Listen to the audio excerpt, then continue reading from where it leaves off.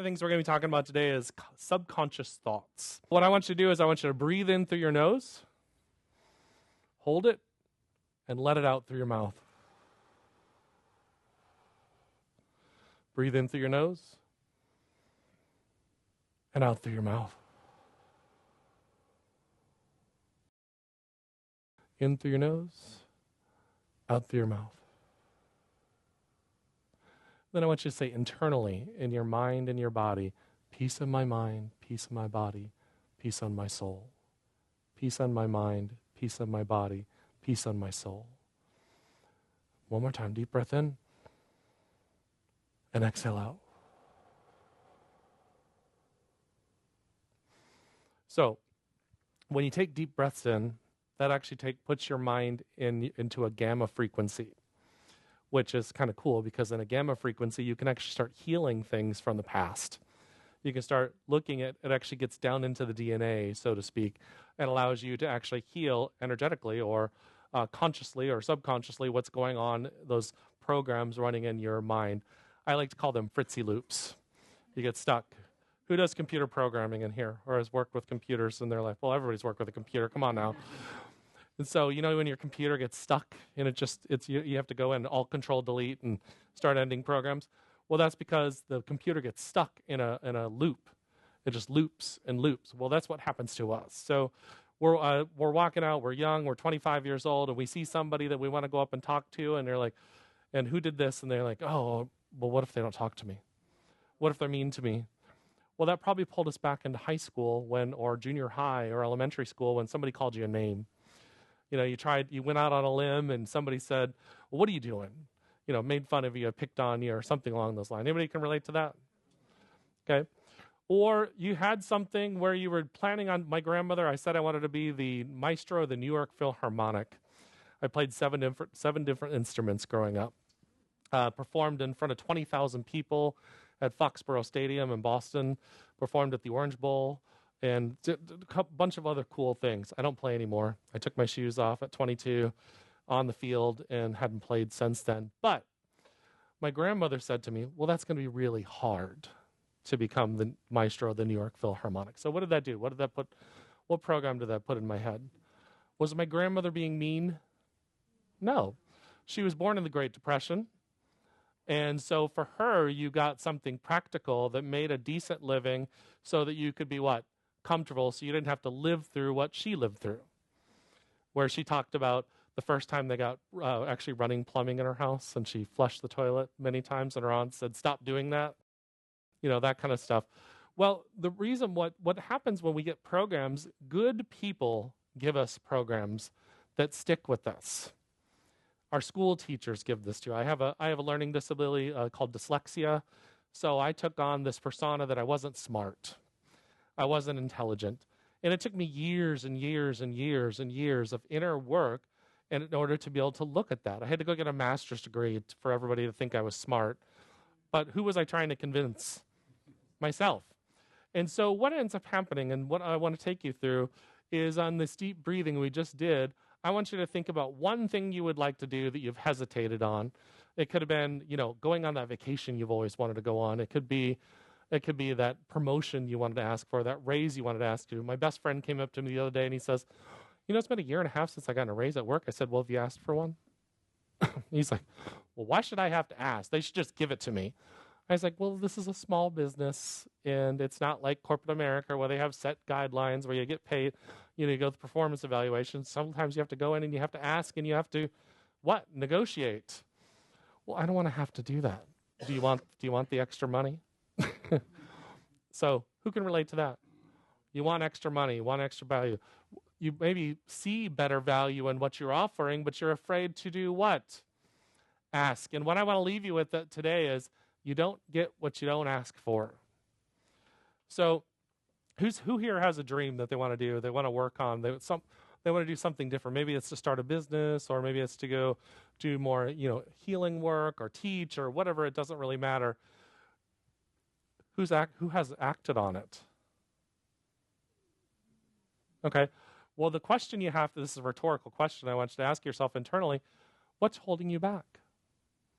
So when I get coaching clients that come in, they always ask me, well, what is my purpose? And I'm always like, what is it you always align to? So they mentioned that I would talk a little bit more about myself, so you'll get a little bit more about me, but I started in 1997 as a corporate trainer. I was a very shy, introverted kid, thought that I wasn't smart, like I mentioned to you. And my boss comes up to me as a quality assurance representative and said, hey, you want to teach this class called Focused, which stood for Foundational Customer Service Development.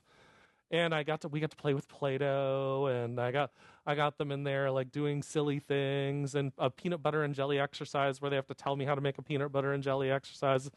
It was a lot of fun. I caught this thing called the trainer bug. And so everything I did, even leading from music up to this point, all had to do with being up in front of people and helping inspire them, whether it was through music or it was through teaching.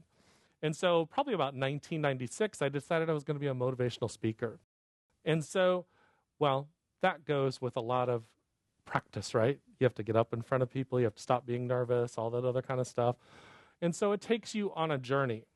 So what I would say to you in the rhetorical question I asked you earlier is if you have something you're wanting to work on, you just have to take a step.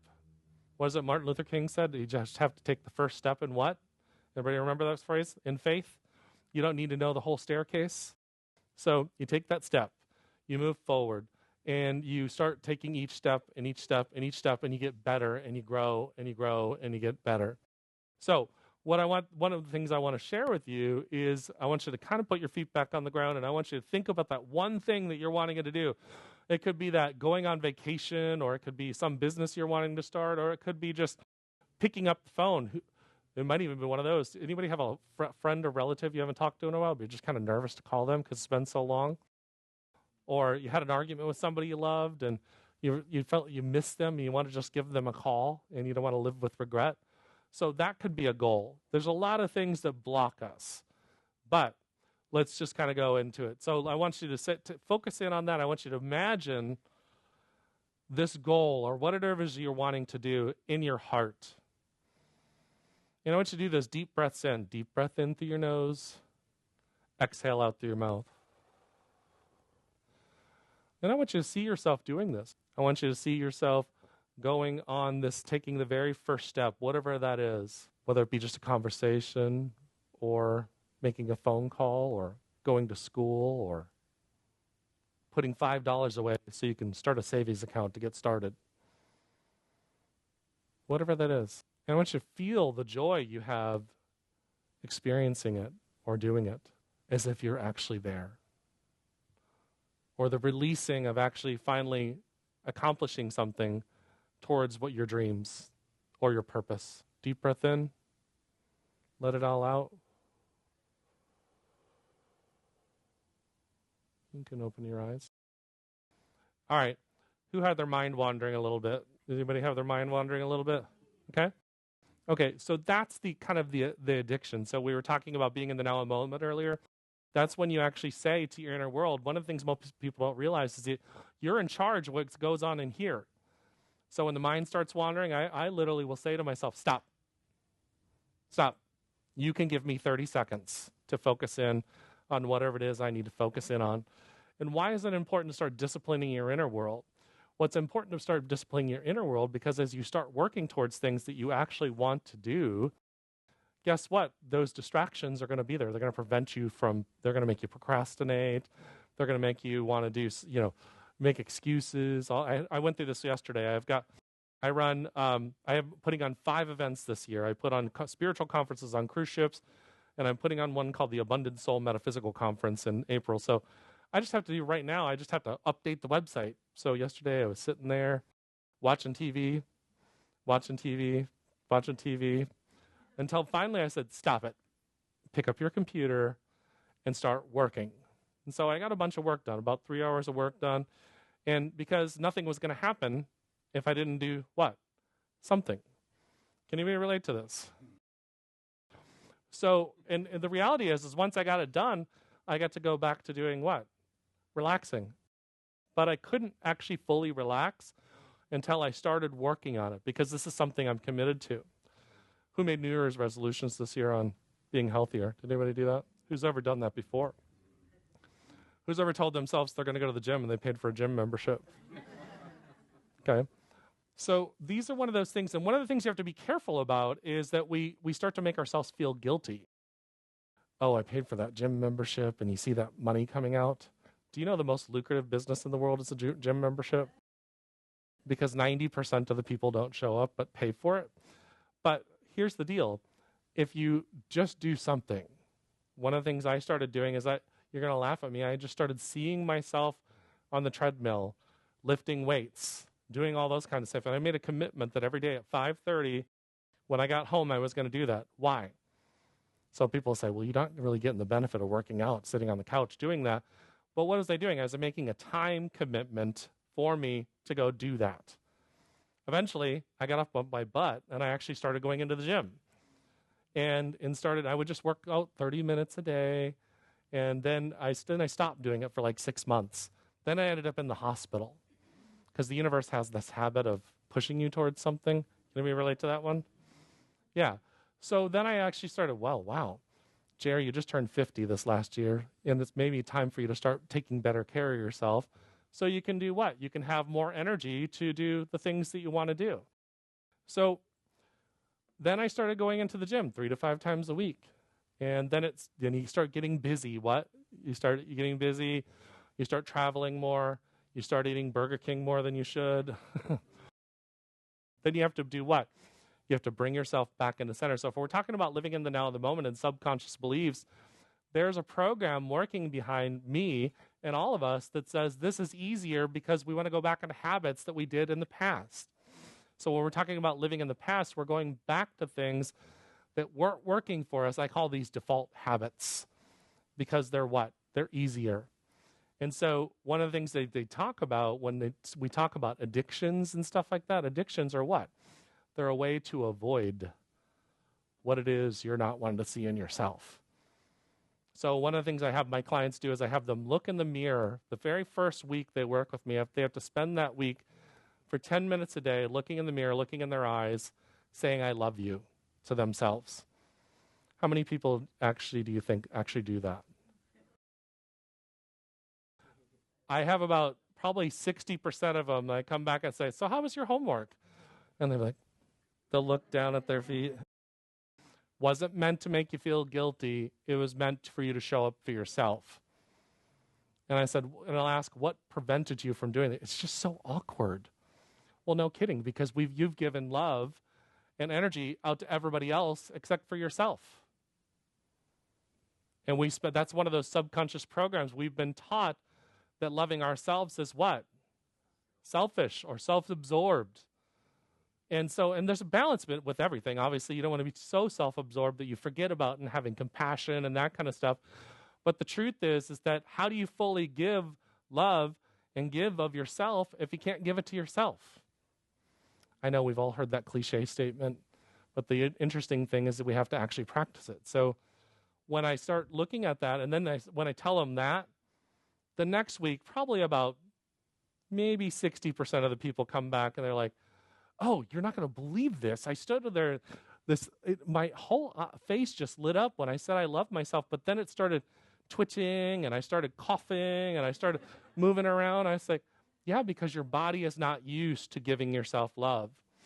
So when you're starting to want to work towards something for you, you've been given all this information that you have to give to other people.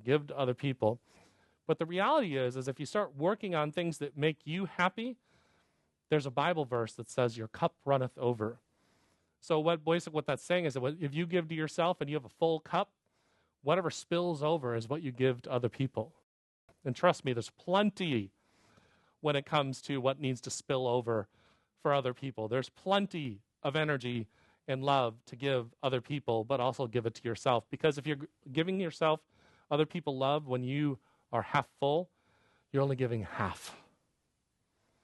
So that meditation I just had you do, where I had you look at things that you want to do in your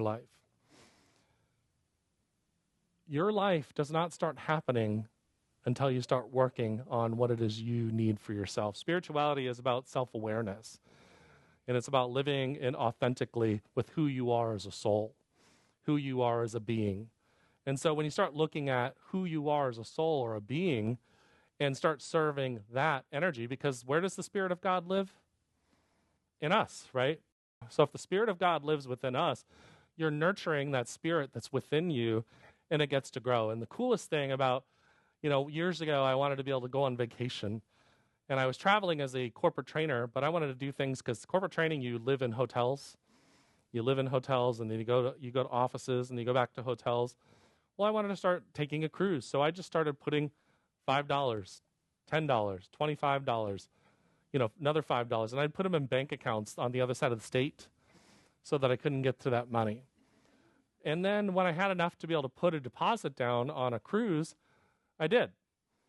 And then guess what ended up happening? I started a business with going on cruises. And then I started other things that started going along with traveling and sharing my love of travel with other people. So everything you do, you start off with, starts small. But the energy starts snowballing and getting bigger and bigger and bigger and bigger. I was just talking about, I remember this particular church that had started in a living room about 17 years ago. And then, and I remember just the conversations of starting this particular organization and now watching it grow however many years later. And then the one that was on Bush Boulevard, I remember going to that back in 2010, 2011, 2012. And so it's kind of cool to be able to come back to this group and see you guys and all these shining faces, because you've built something, but it took starting it. And so there's a lot of people that come to me and say, well, I want to do this, I want to do that. Well, it doesn't start until you do something. So what I would want to leave you with is this. What is it you're holding back on? Who here would like to have a more fulfilled life? Who here at the end of the day, some days says, man, I just feel kind of bored, complacent. At times, right? Complacency and boredom comes because you're at a place where it's time for you to take a leap of faith. It's time for you to take a leap of faith. And when you take those leaps of faith, then it starts opening up other doorways. Years ago, I wrote a book, and then I quit my job and went on a 4-month book tour. So I traveled around to 22 states, did book signings at different places, and more importantly, my mother had just passed away, and I thought it would be great for me to go to all the places that she and I dreamed about doing, because she and I had dreamed about RVing across the country. And so I just thought, why didn't I incorporate this with my book signing? So I came back, and I thought I was on top of the world, and I thought, there's no way I'm going to have to go back and teach corporate America. It's going to be great. Well, I had a couple more things I had to learn. And so when I went back, of course I went back into the job force, because I needed an income. And my savings had started running out from the traveling. And so when I started looking at all the work that I did going forward in these jobs I was going into, guess what? Each job I got better at this world. And then I learned how to do other things that I'm doing right now, like organizing conferences. So whatever the path the universe takes you on, be grateful for it in the now of the moment, because we're still thinking about the future. We're thinking about, we don't want to experience the past that we've had before. But if you start looking at it and say, okay, right now I'm doing this, but it's preparing me for my future. And one of the things, the mantras I say all the time is I say, divine timing, divine order, divine plan, and then I say, make it easy. And I say make it easy because who here is tired of doing it hard? Anybody tired of the cosmic 2x4s? Everybody know what I'm talking about? You going to figure this one out? Well, the reality is that if you make it easy, then the universe takes you on this huge college of understanding and growing. And it's through what? Gaining wisdom through life. And that only comes from growth. And so a lot of people, somebody came up to me recently and says, I want to be a big TikToker, YouTuber and that kind of stuff. And it seems like it's such a great life. I said, I hate to break it to you that they work like 8 to 10 hours, sometimes 12 to 14 hours a day. What do you mean? That's a job? I'm like, yeah. They have to edit. They have to come up with concepts. They have to think about what they're going to say, whether it be the funny little skits or the inspirational ones. They're working. So there is nothing in life that doesn't require steps to move forward. And there's a natural law that basically says it's the law of gestation. What is the law of gestation saying to us? It's saying that all things happen and you have to prepare for where you're going. So one of the things I like to say to people is that, who here's had surgery before? So what if the doctor would have come up to you and said, hey, ma'am, I'm going to do your surgery tomorrow. And you said, oh, cool. Where did you go to medical school? I haven't gone yet. But I'm going to. I'm still going to do your surgery. What would you say? Right. All right. So the reason why I say that is because the surgeon has to go to school to prepare to what? Do that surgery. So anything you're looking at doing in life, anything that you want to work towards, set the intention, of course, and then you have to act on it. And as you act on it, you grow. And that's why I always say divine timing, divine order, divine plan, make it easy, or I'll say that or better. And when you say that or better, you're saying to the universe, I realize I don't have the perspective you have. And that if you're going to bring me something else, I already know it's better than what I was dreaming for. And then that keeps you in the now of the moment, in this moment, so you live in this now of this moment. And I think I'm getting close on time here. So I'll just leave you with this thought. When you're starting to look at what you want to do in life or looking for a purpose, your purpose is right now, in this moment. And yes, you can have goals and set them for the future, but your purpose usually has to do with what it is you really enjoy doing all the time. So mine was speaking. I love speaking because I was teaching in corporate America. It brought me out of my shell. And then I also found that I love traveling. So how do you share that? Your purpose may be different. My mother was a nurse, and she ended up becoming a hospice nurse, but then she went into energetic healing and naturopathic, herbology and all those different things that help people with healing on the outside of her nursing job. Why? Well, so the theme there is she wanted to do what? Healing work. She loved healing work. She didn't care standing up in front of people. She would get up here and she'd talk for 10 seconds. She'd be like, that's all I have to say. And she'd sit back down because she didn't care. But it's really driven by music or whatever it is you want. I have my uncle loved, when he was 12 years old, he took my grandmother's car apart, her LTD, I don't know if anybody remembers the Ford LTDs, took the whole thing apart, and then he didn't know how to put it back together, and she had to be work the next day. She's like, you better figure this out. Well, my uncle has always loved taking things apart and putting them back together. So he's a maintenance mechanic for Pillsbury, and he's about as happy as he could be. But we all go in our purpose based on where we drive and what gets us excited, what makes us passionate. So I would say go with what's passionate. And thank you so much for your time this morning and allowing me to speak. Have a wonderful day. Thank you.